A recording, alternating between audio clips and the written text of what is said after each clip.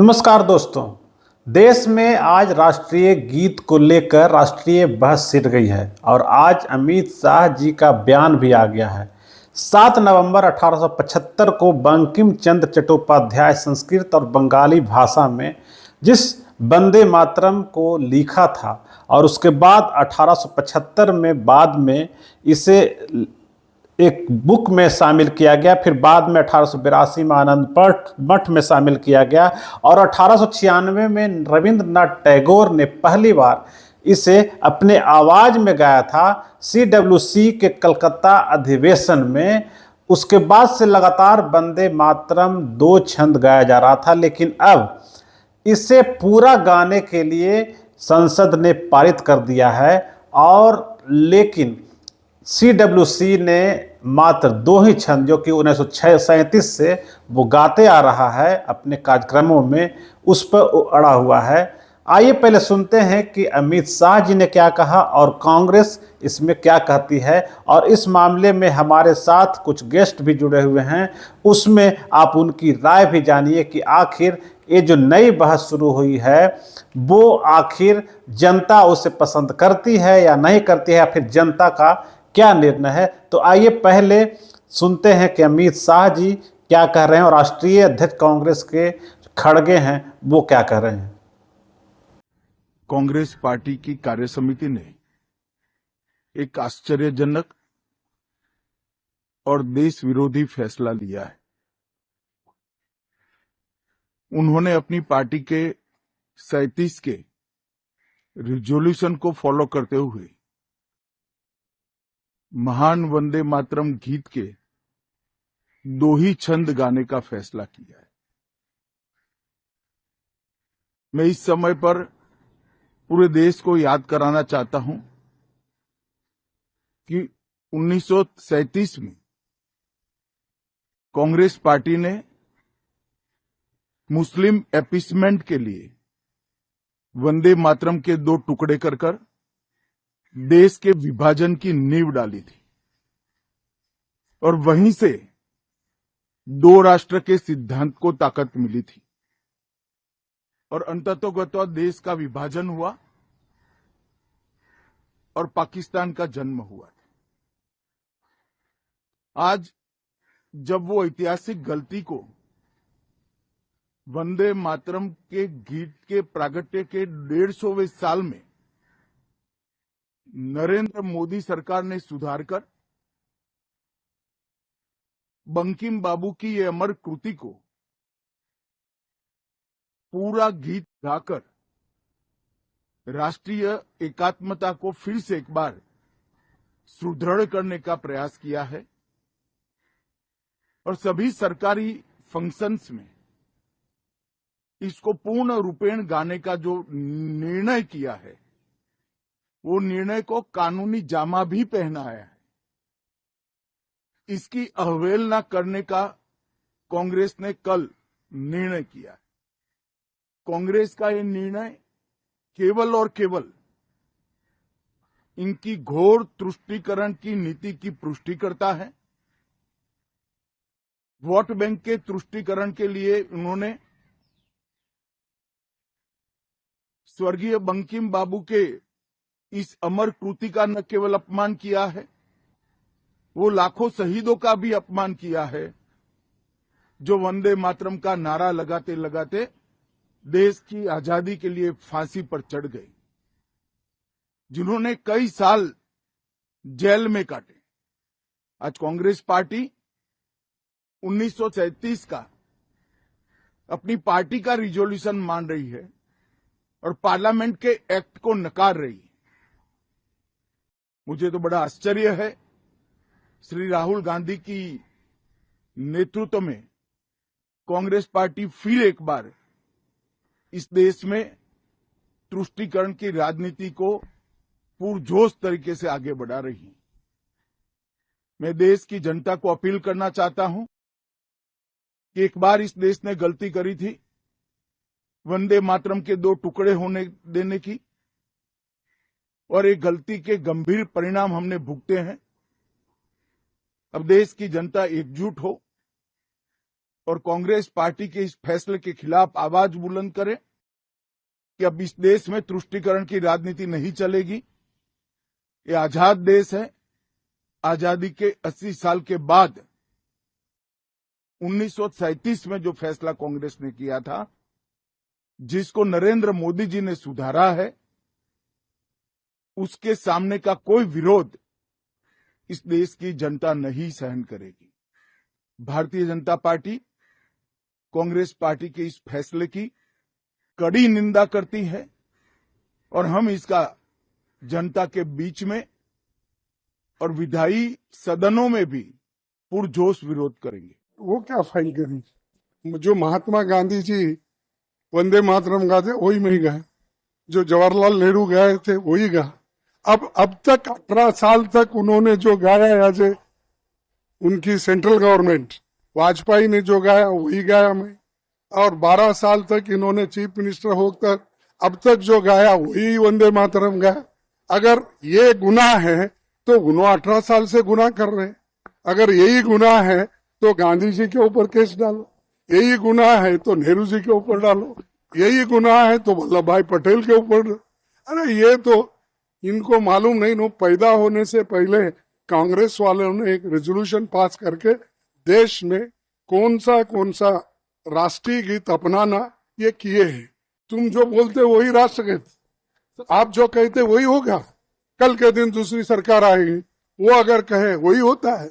90 साल से जो चल रहा है वही हम की। हेडलाइंस। और मेरे साथ अभी दो गेस्ट हैं।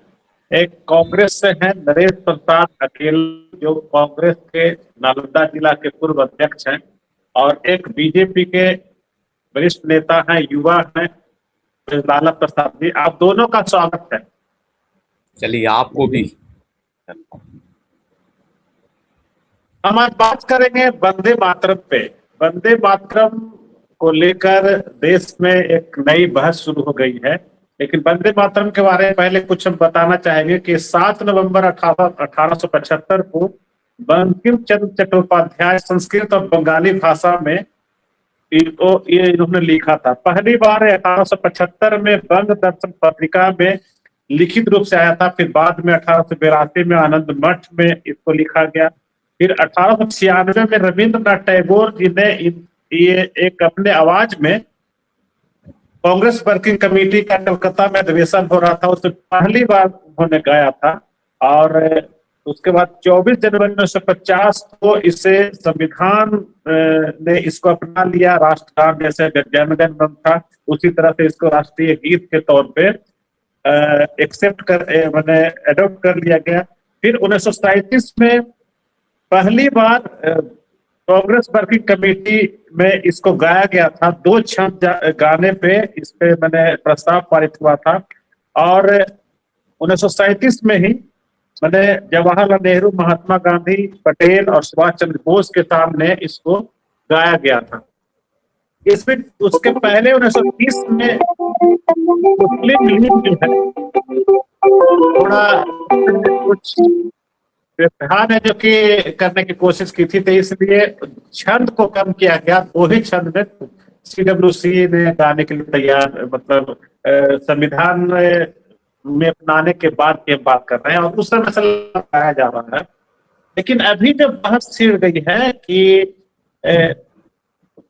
कांग्रेस जब झंडोत्तोलन हो रहा था इस बार 15 अगस्त को, तो उसमें गाया जा रहा था, लेकिन उसमें बीच में कहा यह जा रहा है कि इसको इंटरप्ट किया गया सोनिया गांधी जी के इशारे पे, और 2 ही छंद गा के उसको बंद किया गया। बीजेपी आरोप लगा रही है। आज अमित शाह कुछ देर पहले एक उनका वीडियो आया है, उसमें उन्होंने कहा कि कांग्रेस जो है 37 से ही लगातार देश को टुकड़े करने की कोशिश में जुटी हुई थी, और वो इस गीत को भी 2 टुकड़े कर दी। एक तुष्टीकरण की राजनीति कर रही है, और ये हमेशा देश को 2 भागों में बांटने की कोशिश कर रही है। जो हम इस मामले को आम लोगों के सामने ले जाएंगे, और सड़क से लेकर सदन तक सभी जगह हम इसको उठाएंगे, इस मुद्दे के, और सामने देश के सामने रखेंगे। मेरा सवाल है सबसे पहले बीजेपी के जो नेता हैं बजलाला जी से, आखिर क्या आपत्ति है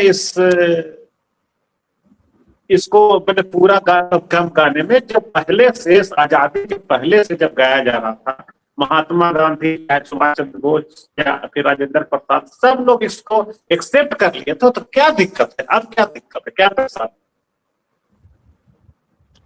ऐसा है कि 1937 के कांग्रेस वर्किंग कमेटी में जो यह फैसला लिया गया कि सिर्फ 2 छंद ही इसके गाने हैं, और यह जो 2 छंद वंदे मातरम के जो 2 टुकड़े करने का फैसला जो कांग्रेस वर्किंग कमेटी ली गई, वह मुस्लिम तुष्टीकरण और मुस्लिम लीग के आपत्ति के आधार पर किया गया।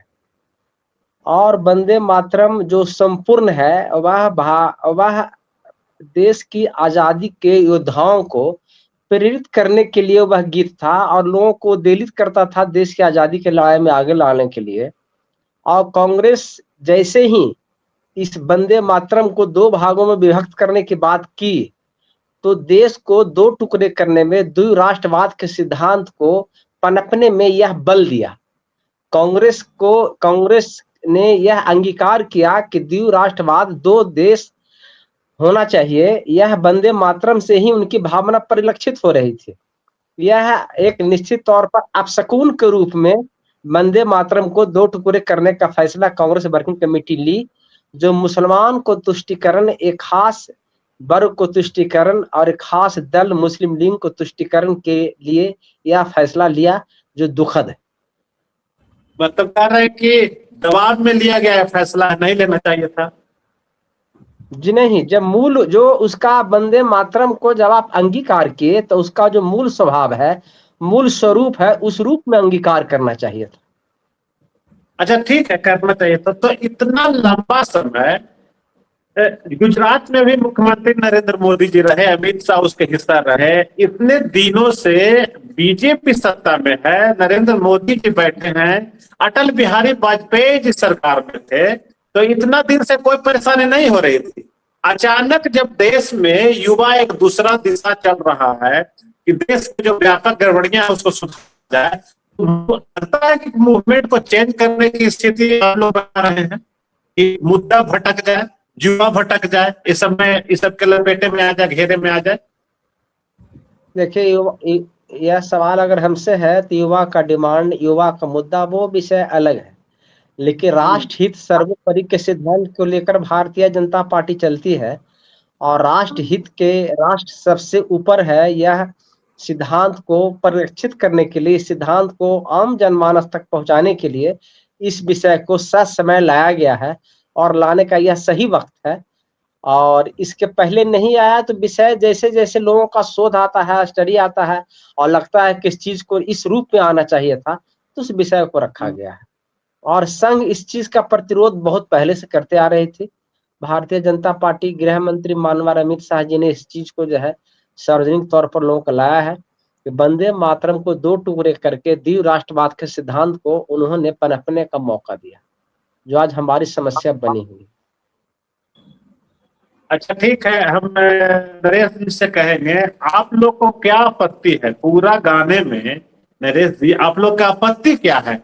ये राष्ट्रीय गीत है, कोई शादी का गीत, कोई म्यूजिक नहीं है, कोई गाना नहीं है, ये राष्ट्र हित का बात है, राष्ट्र के लोग करते हैं, तो पूरा गाने में क्या आपत्ति है, क्या परेशानी है आप लोग? कोई आपत्ति नहीं है। माननीय सोनिया गांधी जी जो आरोप लगा रहे हैं अमित शाह जी, वह साफ कर दिए थे कि वह बंद करने के लिए कुछ नहीं कह रहे थे।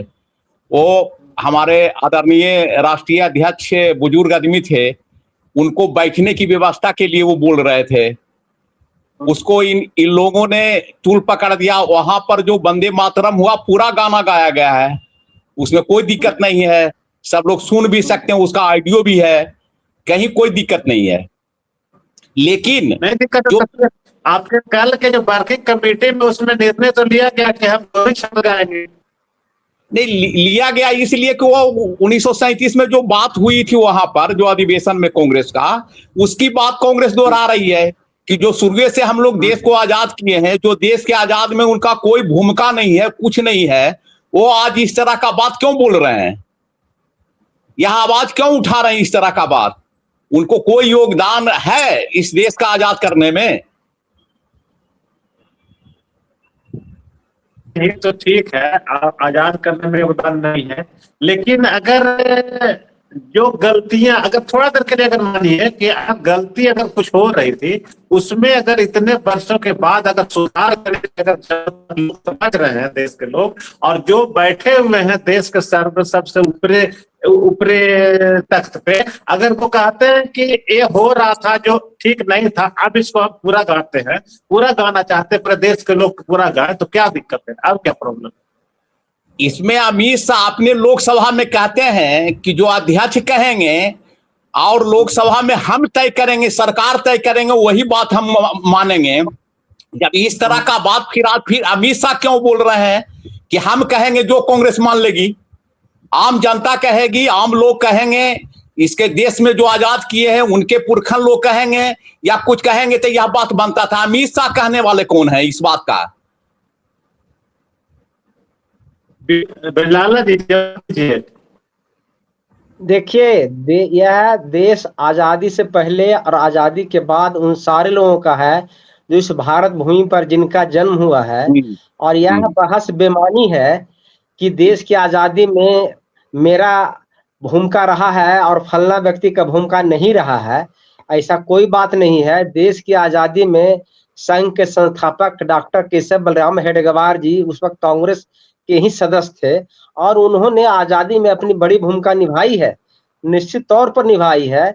और 3 बार काला पानी की सजा, जो पूरे दुनिया में पहला एक अजूबा इतिहास है कि वीर सावरकर को 3 बार काला पानी का सजा दिया गया। निश्चित तौर पर आजादी में हमारे और हमारे पुरखों की पूरी भूमिका रही है। और वीर सावरकर काला पानी में अकेले नहीं थे। सावरकर 3 भाई थे और तीनों भाई को काला पानी की सजा हुआ था। 2 बार सावरकर काला पानी से बहा गया, दोनों बार फिर अरेस्ट होकर काला पानी में गए। और उन्होंने काला पानी में कोयले से दीवार पर जो है देश की आजादी के लिए उन्होंने नारा गढ़ा, नारा लिखा और देश की आजादी का श्रेय हम लेना चाहते हैं। यह फैसला जनता करेगी और जनता ने फैसला कर दिया है कांग्रेस को सत्ता से बाहर ढकेल करके कि सत्ता से आप बाहर रहिए, आप सत्ता चलाने के हकदार नहीं है। और नरेंद्र मोदी जी के पक्ष में 3 बार जनादेश दे करके यह तय हो गया है कि भारत की जनता, यह भारतीय जनता पार्टी पर भरोसा कर रही है, आपके झूठे बातों पर भरोसा नहीं कर रही है। निश्चित तौर पर आजादी में हमारी भी बहुत जितनी ही बड़ी भूमिका थी, जितनी बड़ी भूमिका लोग अपने को मान रहे हैं।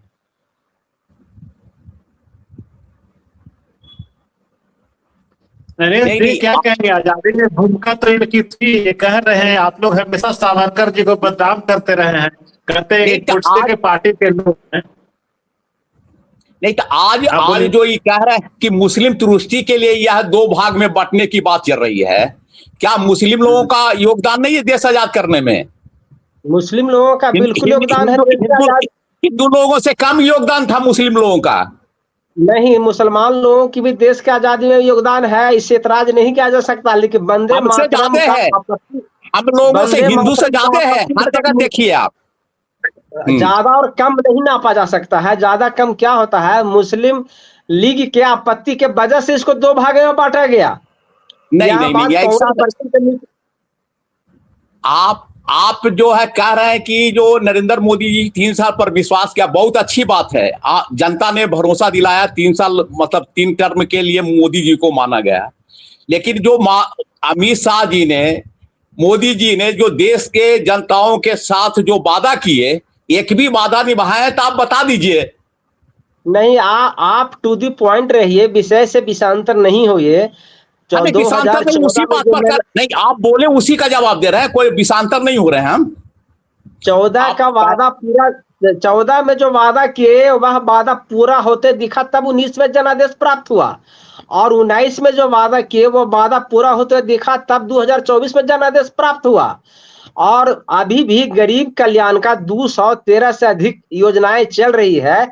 निश्चित तौर पर यहाँ के जो गरीब जनता है, जो मतलब गरीबी रेखा से नीचे जिंदगी बसर कर रहे हैं, मध्यम वर्ग के लोग हैं, उनका भरोसा मोदी जी पर है, तब मोदी जी सत्ता में है। अच्छा अगर हम बजाला वादा जी पूरा हमें अगर वादा कहेंगे हम कि पूरा नहीं वादा, करते, यही नहीं नहीं कांग्रेस वाले वादा की बोलते। बात आप कर रहे हैं, अब वादा की बात कर रहे हैं। 14 में आने के पहले नरेंद्र मोदी जी ने कहा था कि 15-15 लाख रुपए खाते में जाएंगे। उन्होंने कहा था कि हम सरकार में आएंगे तो जो बिहार, जो देश के बेरोजगारी का आलम है, युवाओं को 2-2 करोड़ नौकरी देंगे। तो क्या ये दोनों वादे पूरे किए गए? अब वादे तो बहुत सारे थे, क्या ये दोनों वादे पूरे किए? अक्सर विपक्ष के द्वारा, और आप तो जनता भी जेनविन में उठा रहा है कि 2-2 करोड़ नौकरी का क्या हुआ? तो आखिर बातें तो सब याद करने चाहिए। अगर जनादेश उन्हें लगातार कंटिन्यू तीसरा बार मिल गया और चौथा बार का भी इंतजार कर रहे हैं, तो बातें तो अब पूरे करने चाहिए कि नहीं? 15 लाख नहीं तो 5 लाख, 2 लाख, 3 लाख जाता कम से कम अकाउंट में। काहे ने स्विस बैंक से पैसा क्यों नहीं आ रहा है वापस? जो काला धन जो है वहां तो क्यों नहीं आ रहा है? अब रोक लगा रहे हैं कि अब तो बाहर से लाने नहीं देंगे पैसा। आप लाइएगा, कैसे लाइएगा, आप किसके लिए लाइएगा, क्या यूज करिएगा, आप क्योंकि सर्वे सर्व आप मान लीजिएगा। लेकिन जो अटका हुआ पैसा है, जो यहाँ से नीरव मोदी जैसे लोग, बहुत लोग जहां से भाग गए हैं, तो पैसा आखिर अगर वो सब आएगा तो भारत के लोगों के लिए आएगा, भारत के बेरोजगार युवकों के लिए आएगा। आज जो बेरोजगार जो पीढ़ी जो है, जो आज सड़क पे है, उसका तो फायदा होगा, कल्याण होगा ना। तो आखिर ये सब बातें कब पूरे होंगे? नहीं, वादे को, शब्दों को तोड़ मरोड़ कर प्रस्तुत किया गया। 2014 के जनसभाओं में मोदी जी ने कहा कि अगर वह काला धन जो विदेशी खाता में जमा है वह भारत आ जाए तो प्रत्येक व्यक्ति को लगभग 15-15 लाख रुपए जैसे अमाउंट प्राप्त हो सकते हैं।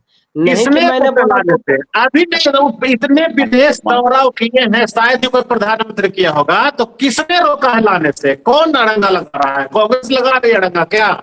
चाहे आरजेडी लगा रही है, दूसरे दल समाजवादी पार्टी लगा रही है अड़ंगा, क्या आप नहीं लाइए विदेश से काला धन? नहीं नहीं नहीं नहीं, समाजवादी पार्टी और अड़ंगा लगाने की बात नहीं है। उस देश का कानून, इस देश का कानून और धन प्रत्यारोपण में जो समस्याएं हैं उसकी वजह से धन नहीं आ रहा है। धन जो विदेश में चला गया, मोदी जी का धन जो विदेश नीति सबसे मजबूत करते हैं, सबसे बेहतर संबंध है मोदी जी का।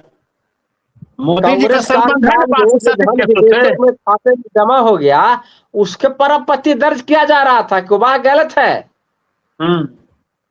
नहीं, मेरा एक कहना है कि सबसे बेहतर संबंध मोदी जी का है कि नहीं दूसरे देश से। अभी अगर कोई भी इंटरनेशनल नेता है तो मोदी जी अपने को प्रमोट करते हैं, 1 नंबर वाले नेता। तो एक कहाँ कभी बात उठाए कि हम वहां से पैसे लाने चाहते?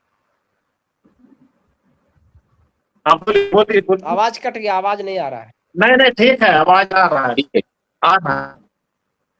आवाज नहीं आ रही है? अकेला जी बोलेंगे। हाँ बोलिए बोलिए। अच्छा नरेंद्र जी बोलिए। देखिए, आज अमित शाह की बात ही कह रहे हैं। अमित शाह ने तो चैनल पर कई चैनल पर बोले हो कि वो सब जुल्म सब था, कहीं कोई मतलब वो अच्छी बात नहीं होता, चुनाव जीतने के लिए हम यह करते हैं, हथकंडा अपनाते हैं।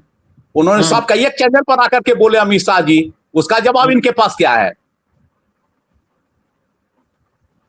आवाज मिल रही है? कौन सा क्या जवाब? क्या नहीं, आवाज नहीं आ रही थी? हाँ, जो कहे वो कि इतना को रोजगार देंगे, है ना, किसान के आमदनी को दुगना करेंगे, जो सारी वादे जो हुए थे 15-15 लाख रुपया देंगे, तो अमित शाह करके चैनल पर बोले हैं कि वो तो जुमला था, चुनाव जीतने के लिए हम बोले हैं। तो साफ ही इनको आथी कर लिए, तो उसमें बात क्या है? तो चुनाव जीतने के लिए ही खाली बोला गया था।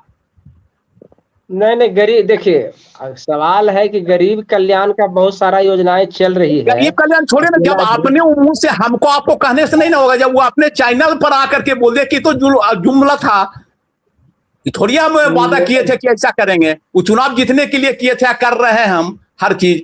हर घंटा चुनाव कैसे जीता जाता है जो हम जानते हैं।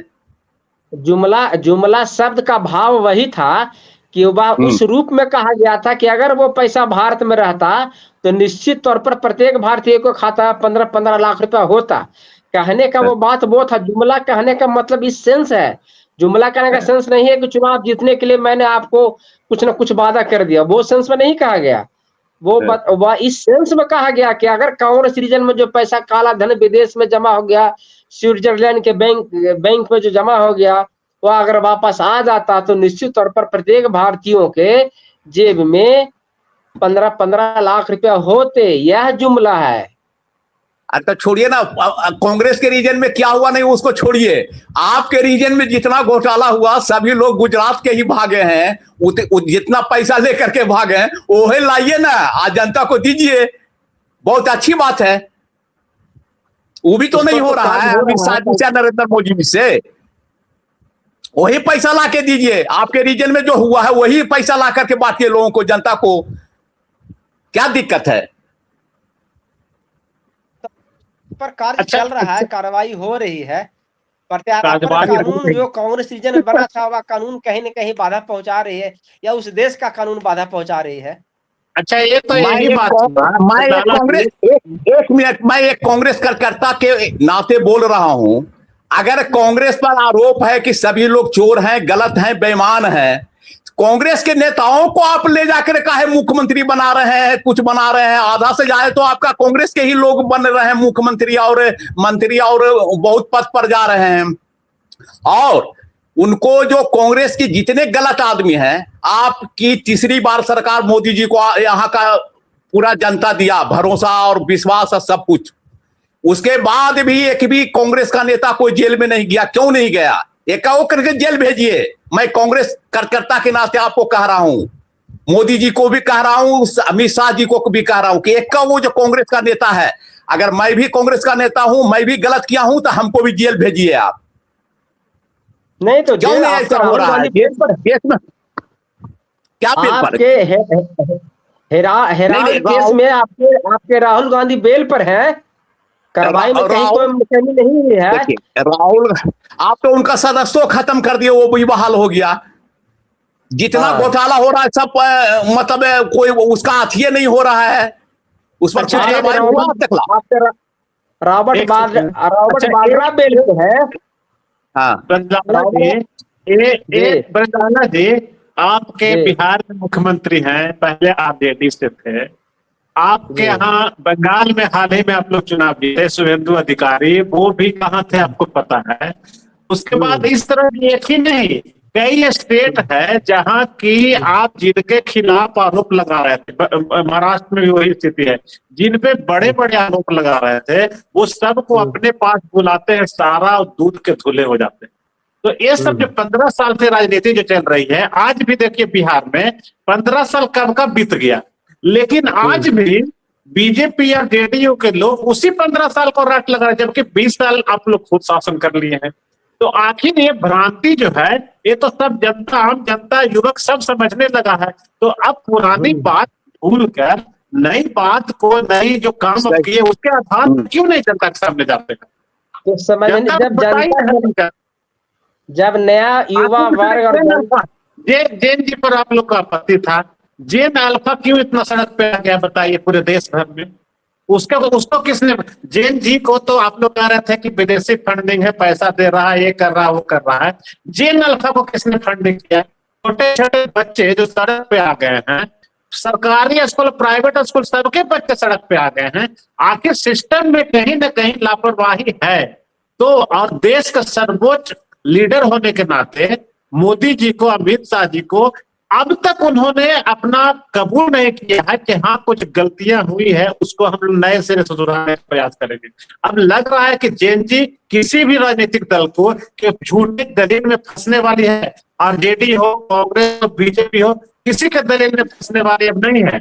बिहार का, इन्हें देश का युवा और किसी पीढ़ी का युवा, या तो जैन जी हो, जैन अल्फा हो, या फिर बुजुर्ग हो, कोई अब समझने लगा है देश को। लग रहा है कि कुछ बदलने की जरूरत है, प्रधानमंत्री मोदी को कुछ नए समीकरण बना के देने की जरूरत है, नए फैसले लेने की जरूरत है। देखिए, आप बारी बारी से ही रखिए।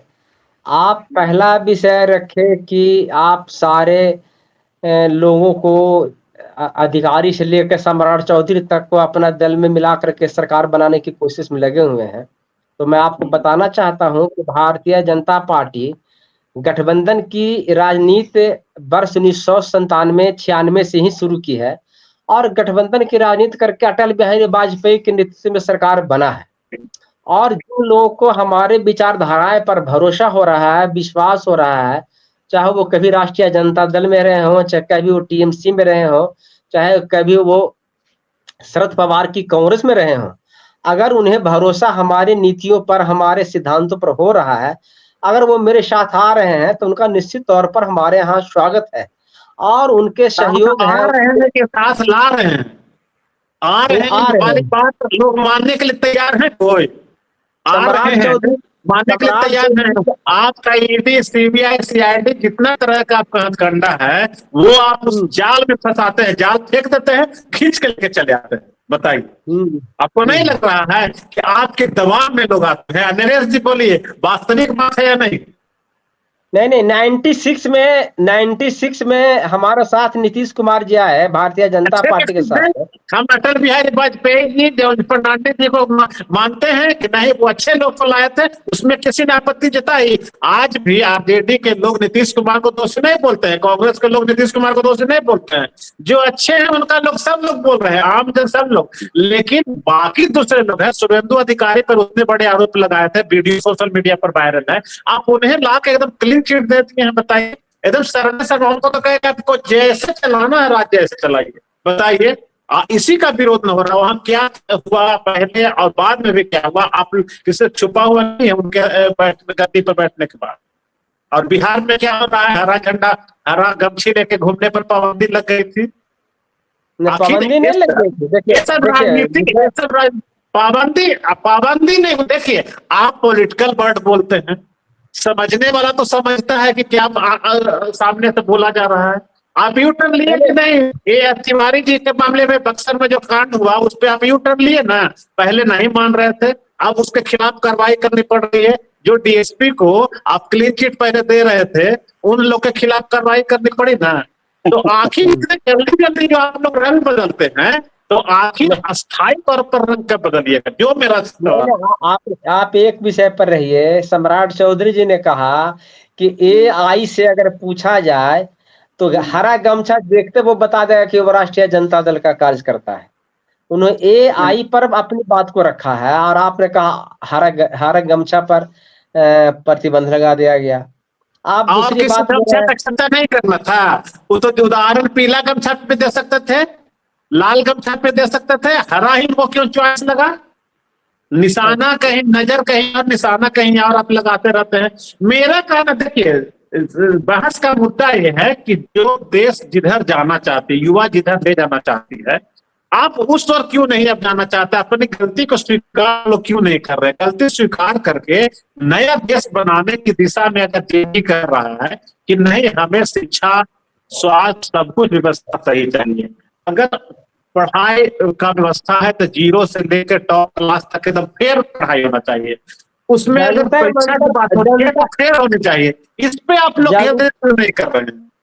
जंतर मंतर पर युवा का खंडित किए, धर्मेंद्र तो प्रधान एक तरफ इस्तीफा देते, दूसरे तरफ उन्हें फूल माला से लाद दिए, जैसे किसी जंग जीत के आए और शहीद का अपमान कर रहे हैं। आप बताइए, तो ये सब राजनीति क्या है? कौन कर रहा है इस तरह का राजनीति?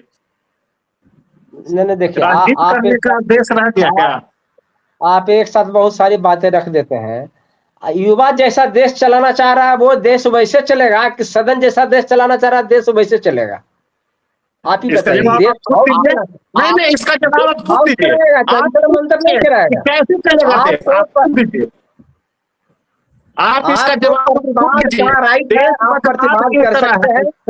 आप विरोध कर सकते हैं, लेकिन विरोध का जैसा विभत्स चेहरा जंतर मंतर पर, जैसा अश्लील चेहरा सामने आया है, यह देश के युवाओं के लिए शर्म की बात है।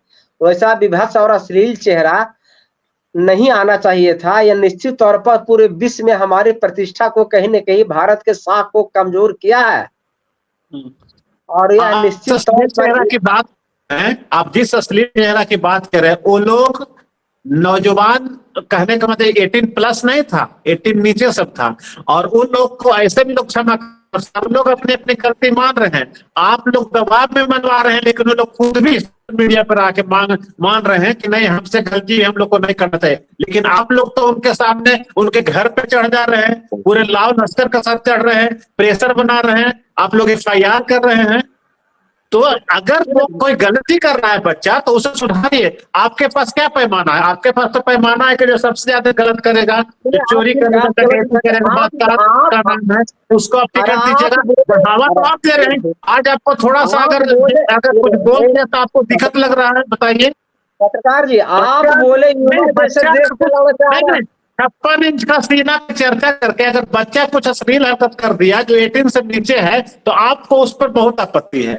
और इस पर आपत्ति नहीं है कि आप बलात्कारी जो भ्रष्टाचार है उसको आप टिकट दे रहे हैं, आप उसको क्लीन चिट दे रहे हैं। ये कहां से जायज है, बताइए। हम मानते हैं कि जो अश्लील हरकत हुआ है वो गलत हुआ है, देश की छवि खराब हुई है, लेकिन आप लोगों ने जो आगे किया है उसी को पीछे से ये लोग अनुकरण कर रहा है। बच्चा लोग जैसा बड़ा करता है वैसे पीछे से अनुकरण करता है। नरेश अकेला जी के बदले बात को आप ही रखिएगा कि नरेश अकेला जी को बात रखने दीजिए। यही तो दिक्कत है। अगर सही बात कोई पत्रकार या नेता पूछे तो उसका मतलब पक्ष ले रहा है। ये आरोप मत लगाइए उन पर। वो तो प्रश्न कर रहे हैं आपसे भी हमसे भी, उसका जवाब सही सही दीजिए। नहीं हम तो जवाब देना चाहते हैं, दीजिए ना।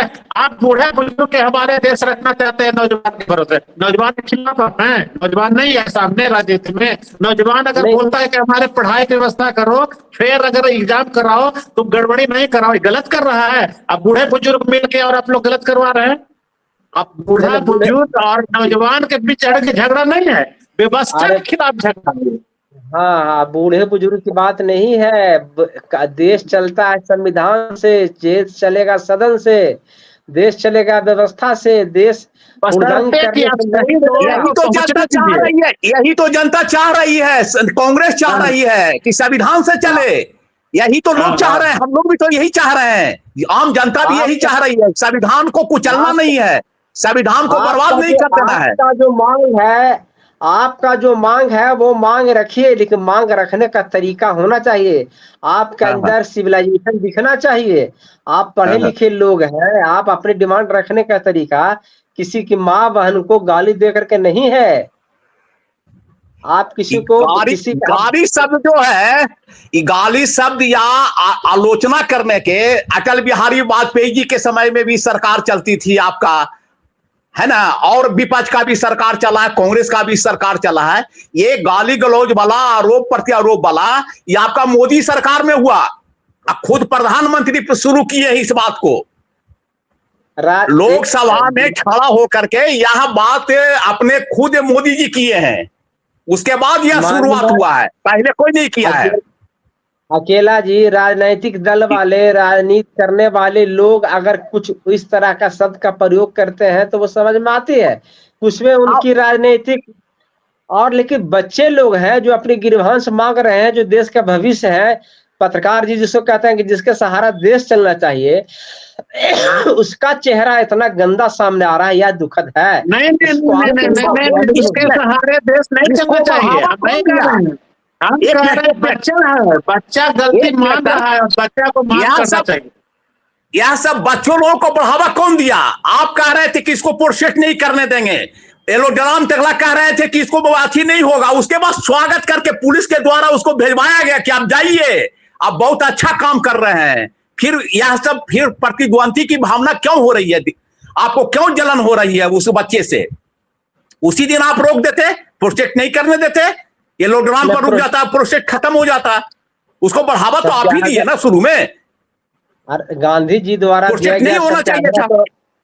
सत्याग्रह तो अधिकार है लोगों का, आम जनता का सत्याग्रह अधिकार है। देखिए राहुल जी का जहां जहां कार्यक्रम होता है उसको सबको कैंसिल करवाते हैं। आप अथी लगा देते हैं।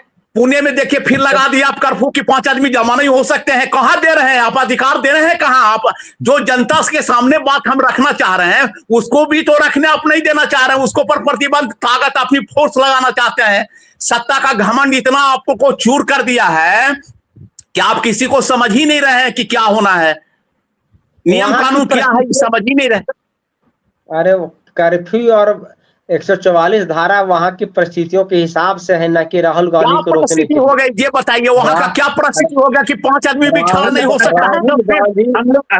हम लोग फिर आते हैं दूसरे मुद्दे। हम लोग आते हैं जिस मुद्दे से शुरू किया। सरकार के लिए राहुल गांधी की समस्या नहीं है।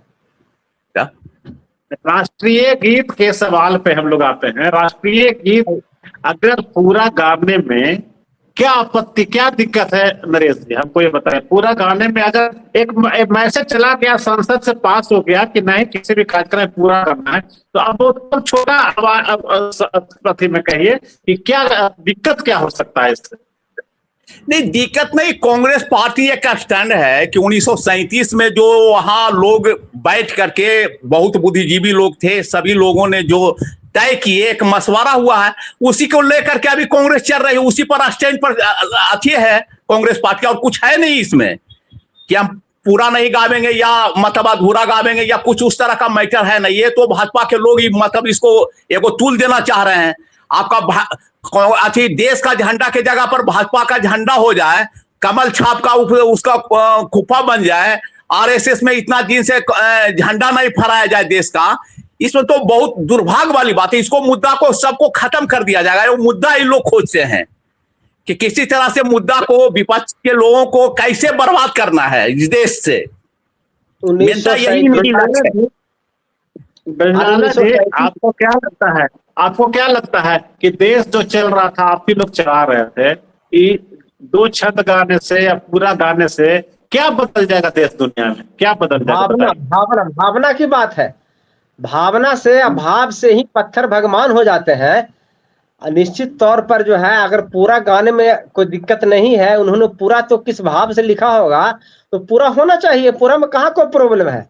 और अकेला जी बतावे कि 37 में किन परिस्थितियों में 2 ही पैराग्राफ की बात किया गया, बाकी पैराग्राफ को स्किप किया गया, क्यों?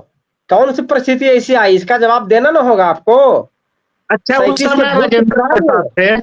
अच्छा सुनिए, उस समय राजेंद्र प्रसाद थे, महात्मा गांधी जी थे, सुभाष चंद्र बोस जी थे, वो देश के आजाद करवाए थे सब। उन लोगों को गलत मान रहे हैं आप?